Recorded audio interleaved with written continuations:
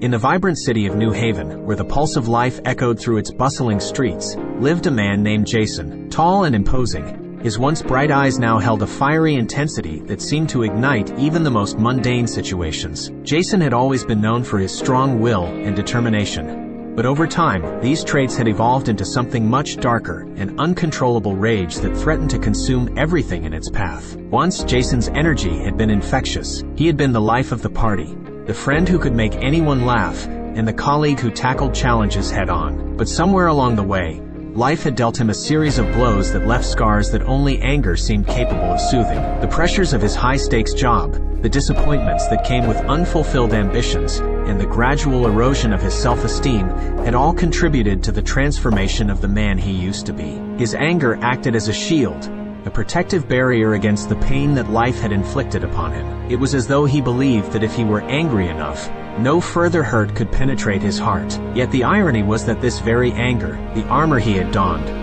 was the weapon that destroyed the very things he held dear. His family felt the brunt of his wrath the most. Emily, his once beloved wife, watched in dismay as the man she had fallen in love with became unrecognizable. What were once loving discussions turned into explosive arguments. Jason's children, who had once run to him for comfort, now tiptoed around him, afraid to set off his temper. His rage didn't discriminate. It found its way into his workplace, seeping into his interactions with colleagues and superiors. The Jason who had once been seen as a reliable team player was now considered volatile and unpredictable. His colleagues whispered behind his back, and his boss, who had once admired his dedication, now eyed him warily. Inevitably, his health began to suffer. The perpetual knot of anger twisted his insides, leading to sleepless nights and skyrocketing blood pressure. His body bore the scars of his unchecked emotions, and his face, once lively, was now etched with lines of tension. One day, the ultimate blow fell. Emily left. She could no longer endure the hostility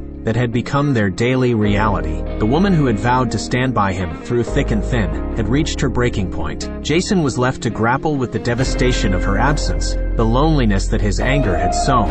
As he stood in the wreckage of his life, he couldn't deny the truth any longer. His anger, his constant companion, had betrayed him. The walls he had built to protect himself had become his prison. Regret flooded his soul, but change seemed elusive, as if the very fabric of his being was woven with fury. And so the story of Jason serves as a mirror to today's world, where anger simmers beneath the surface, ready to erupt at the slightest provocation. In an age of instant communication and quick-fire reactions, anger spreads like wildfire, scorching relationships and leaving ashes in its wake. Jason's story reminds us that anger, when left unchecked, can unravel even the strongest bonds. It's a stark reminder that beneath the veneer of strength, we are all vulnerable to the destructive force of anger. His tale is an invitation to reflect on our own emotions, to consider how our actions ripple outward and affect those we care about most. Though Jason's story might not conclude with a traditional happy ending, it leaves us with a poignant message that transformation is possible if we are willing to confront our demons and seek healing. His tale is a plea for us to examine our lives and make choices that lead us away from regret and toward growth,